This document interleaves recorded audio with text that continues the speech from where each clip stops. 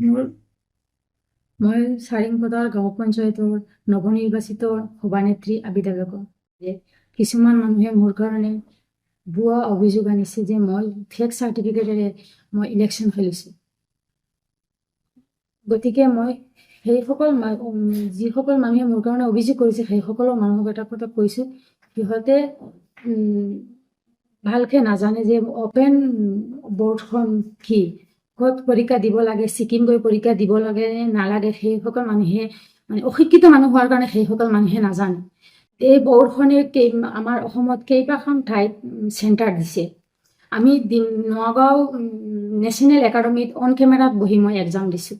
সেইসকল মানুহে নাজানে, নজনাৰ কাৰণে মোৰ ভুৱা প্ৰচাৰ চলাই আছে।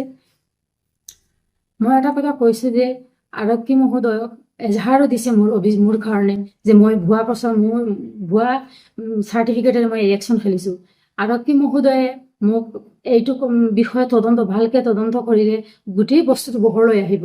মই মিছামিছি দিছোঁ নে মই সঁচা মই দিছোঁ, আৰু ইলেকশ্যনত কমিশ্যনাৰে কি এইটো কথা মানে ভালকে চাই পিনেতো মোক টিকেট দিছে, মিছামিছিটো মোৰ কাৰণে টিকেট দিয়া নাই।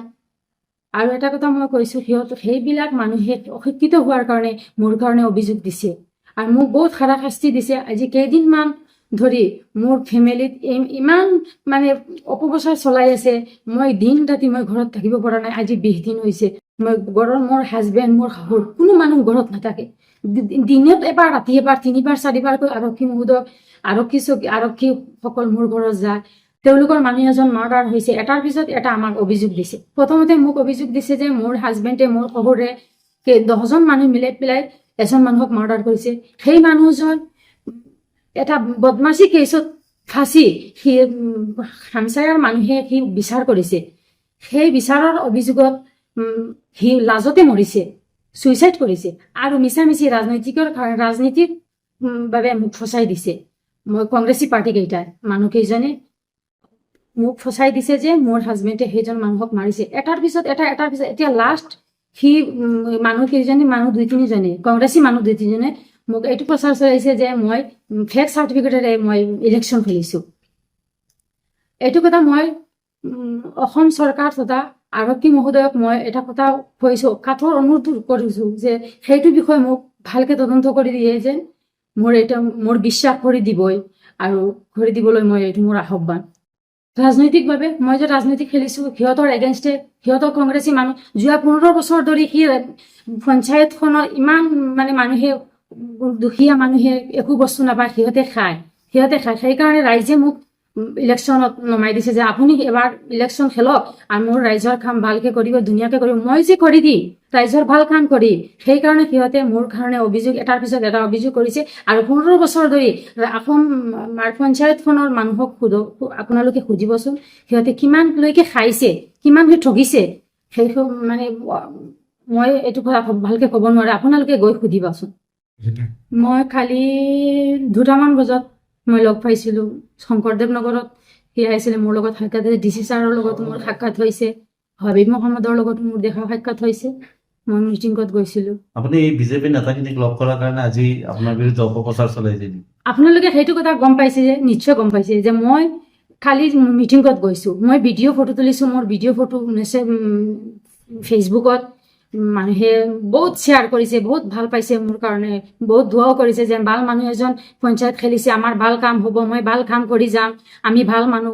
গোটেই অসমবাসী তথা বুজাই দিলাম, চব মানুহে জানে যে মই ভাল মানুহ নে বেয়া মানুহ, চব মানুহে জানে। আৰু মই যে ভাল কাম কৰিছোঁ, ভাল মানুহৰ লগত ফটো তুলিছোঁ, চবখিনি তেওঁলোকে দেখি জ্বলি পুৰি সিহঁতে ৰাতি মোৰ কাৰণে কেছ দিছে। মই ভুৱা চাৰ্টিফিকেট, সিহঁতেও যদি আছিল এনেকুৱা ভাৱ মই ভুৱা আগতে কিয় মোক কৰা নাই ইলেকশ্যনৰ আগত? সিহঁতেতো ইলেকশ্যনৰ আগত কৰিব লাগিছিল যে সি ভুৱা চাৰ্টিফিকেটৰ ইলেকশ্যন কৰি আছে। ইলেকশ্যন নমিনেশ্যন দিয়াৰ আগতে মোক এইটো অভিযোগ কিয় দিয়া নাই? সভানেত্ৰী মানুহে বনাই মই পাছ কৰি আজি ইমান দিন হ'ল, মই মিটিং চিটিং কৰি চব কৰিছোঁ। আজি সিহঁতে কিয়, মই ৰঞ্জিত দাস ডাঙৰীয়াৰ লগত মই ফটো তুলিছোঁ, সিহঁতে বিজেপিৰ মানুহৰ লগত এবাৰ DC ছাৰৰ লগত ফটো দিছোঁ, সিহঁতে জ্বলি পুৰি মোৰ কাৰণে কালি ৰাতি মোক অভিযোগ দিছে। আগতে কিয় দিয়া নাই? ছিকিম বৰ্ডৰ পৰা মই নিজে অন কেমেৰাত বহি নেশ্যনেল একাডেমীক নগাঁৱৰ পৰা মই এক্সাম দিছোঁ।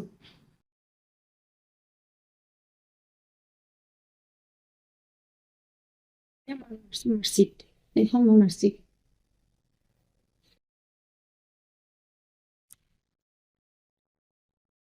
তেওঁলোকে প্ৰথমতে অভিযোগ আনিছে এজাহাৰ দিছে মই 7 পাছ তাৰপিছত এটাৰ পিছত এটা তাৰপিছত কৈছে যে মই ফেক চাৰ্টিফিকেট মেট্ৰিকত ওলাই মানে পাছ কৰিছোঁ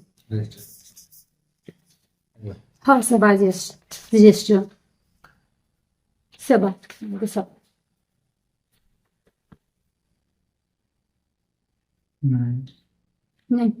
নাই এতিয়া মই বিচাৰিছোঁ যে আৰক্ষী মহোদয় তথা মোৰ হোজাইবাসী ৰাইজে মোক তদন্ত কৰি মোৰ উচিত বিচাৰ লাগে মানুহকেইজনে যে মোৰ কাৰণে অপপ্ৰচাৰ চলাই আছে মিছা অভিযোগ দিছে ইমান হাৰাশাস্তি দিছে সিহঁতৰ চৰকাৰ নাই থকা অৱস্থাত আমাক ইমান হাৰাশাস্তি দিছে সিহঁতৰ চৰকাৰ থাকিলে কিমান মোক কি কৰিলে কয় বিজেপি চৰকাৰ থকা অৱস্থাত মোক ইমান হাৰাশাস্তি দিছে সিহঁতৰ বিৰুদ্ধে মই গোটেই অসমবাসী তথা হোজাই জিলা আয়ুক্ত প্ৰশাসন চবক মই এটা অনুৰোধ কৰিছোঁ যে মোৰ উপযুক্ত তদন্ত আৰু মোৰ ন্যায় বিচাৰ লাগে আপুনি এনে আৰক্ষীক গোচৰ দিছিল মই দিয়া নাই এতিয়ালৈকে মই দিয়া নাই আজি 20 দিন ধৰি যোৱা 21 তাৰিখৰ পৰা আজি 10 তাৰিখ ইমান দিনৰ পৰা মোক হাৰাশাস্তি দিছে এতিয়ালৈকে মই কোনো অভিযোগ মানে এজাহাৰ তাৰ তেওঁলোকৰ ফালত দিয়া নাই আপুনি দিয়া নাই এটাও মানুহক দিয়া নাই দিব নেকি আপুনি কেছ দিব নেকি মই পিছত চিন্তা কৰিম ৰাইজৰ লগত ৰাইজৰ লগত আলোচনা কৰিম মই আলোচনা কৰি পিছত মই চিন্তা কৰিম ৰঞ্জিত দাস ডাঙৰীয়াৰ লগত মই ফটো তুলিছোঁ সিহঁতে বিজেপিৰ মানুহৰ লগত এবাৰ ডিচি ছাৰৰ লগত ফটো দিছোঁ সিহঁতে জ্বলি পুৰি মোৰ কাৰণে কালি ৰাতি মোৰ অভিযোগ দিছে আগতে কিয় দিয়া নাই অপপ্ৰচাৰ চলাই আছে অপপ্ৰচাৰ চলাই আছে ৰাজনীতিভাৱে অপপ্ৰচাৰ চলাই আছে এটাৰ পিছত এটা আমাক হেৰাছমেণ্ট দি আছে কোন কংগ্ৰেছী মানুহ নাছিৰুদ্দিন ফাৰুকী মাহমুদ হুছেইনৰ ল'ৰা নাছিৰুদ্দিন ফাৰুকী আৰু দিলৱাৰ হুছেইন নামৰ এজন মানুহ পেহুৰ ল'ৰা হয় পেহীৰ ল'ৰা এই দুইটা ফেমিলিৰ মানুহে আমাৰ গোটেই পঞ্চায়তৰ মানুহক হাৰাশাস্তি দি আছে আমাৰ গোটেই পঞ্চায়তৰ মানুহে আমাৰ কাৰণে কান্দি আছে দোৱা কৰি আছে আশীৰ্বাদ কৰি আছে আৰু গোটেই পঞ্চায়তৰ মানুহ অশান্তিত আছে আজি 15,000 বছৰ ধৰি সিহঁতে মানুহক ইমান মানে কষ্ট দিছে ৰাস্তা ঘাট অৰুণোদয় তাৰপিছত জব কাৰ্ডৰ পইচা চব মিলি খাই দেখিছে যে মই আহি মানুহক চব বস্তু মিলাই পেলাই দিম সিহঁতৰ কাৰণে সি জ্বলি পুৰি মোৰ কাৰণে কালি ৰাতি আৰু মই গৈ ভাল মানুহৰ লগত মোৰ মন্ত্ৰী মহোদয়ৰ লগত ফটো তোলাৰ কাৰণে সিহঁতে আজি মোৰ ৰাতি মোক এজাহাৰ দিছে আৰু চাৰ্টিফিকেটৰ কাৰণে মোক আজি ইমান মানে যিকোনো খবৰৰ বাবে যোগাযোগ কৰক 7099017330 লগতে 7099017110 নম্বৰত